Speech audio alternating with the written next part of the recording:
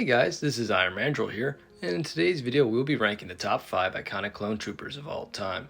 Now this list isn't a ranking of my favorite clones, but rather the ones I think are the most iconic. With that clarification out of the way, let's dive into the rankings.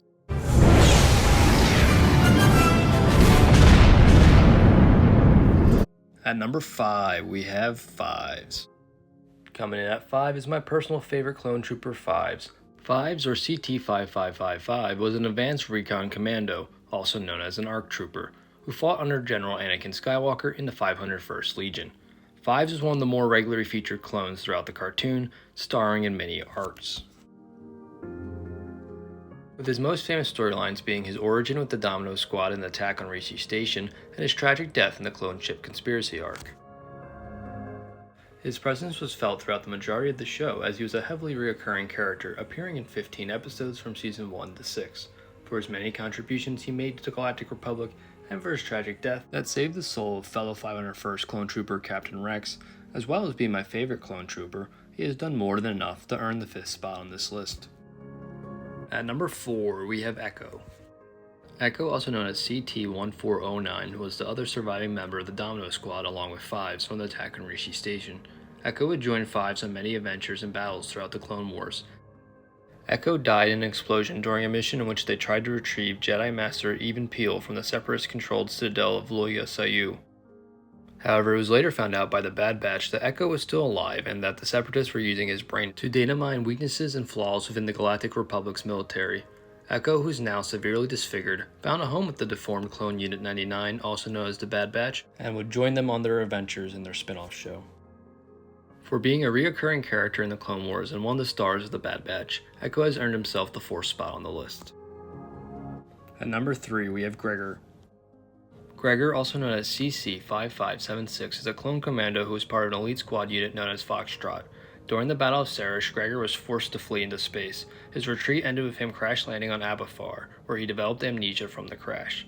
Later, after regaining his memories, he died a heroic death saving Colonel Meeber Gaskin of the Galactic Republic and his unit from the Separatist droids. But actually he didn't die, as he survived the explosion, but suffered a rather traumatic brain injury. So now that's 2 clones on the list that seem to have most certainly died, but turned out to be alive and, not all there. Beginning to sense a bit of a pattern here, Dave. Wanna see me run to that mountain and back? You wanna see me do it again? For being a mentally unstable clone commando that appears in not only the Clone Wars but Bad Batch and Rebels as well, he has done enough to earn himself the number 3 spot on the list. At number 2, we have Captain Rex. Captain Rex, also known as CT-7567, was the right-hand man of Jedi General Anakin Skywalker, fighting alongside him in the 501st Legion during the Clone Wars. This dual-wielding clone captain received more screen time than any other clone trooper throughout the Clone Wars, and appeared regularly in Bad Batch and Rebels as well. He is without a doubt the most iconic clone trooper to come out of the animated shows. Now wait a minute, Mandrill, you're probably saying to yourself, how is he number 2 on the list if he's the most iconic clone trooper in the Clone Wars shows?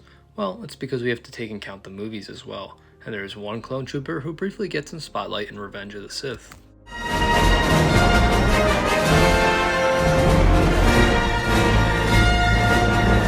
So at number 1, we have Commander Cody. Commander Cody, also known as CC-2224, ranks number 1 on the list because he is the most important clone trooper to appear in the prequel trilogy. Commander Cody was the second in command of High Jedi General Kenobi's 212th Battalion. Due to his important position within the Galactic Republic's military, he actually gets some FaceTime in Revenge of the Sith when talking to Obi-Wan on Utapau.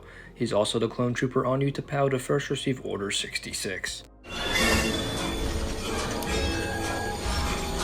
Commander Cody. The time has come. Execute Order 66. Yes, my lord.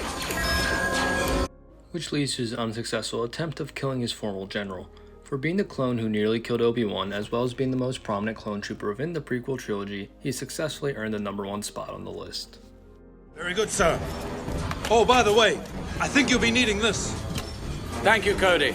Now let's get a move on. We've got a battle to win here. That's all for this video. Let me know down below in the comments below what you guys thought of the list. If you enjoyed the video, give it a like. If you're interested in seeing more content like this, subscribe so you can stay up to date on all my latest videos. This is Iron Mandrill, signing off. Have yourselves an exceptional day. Ciao.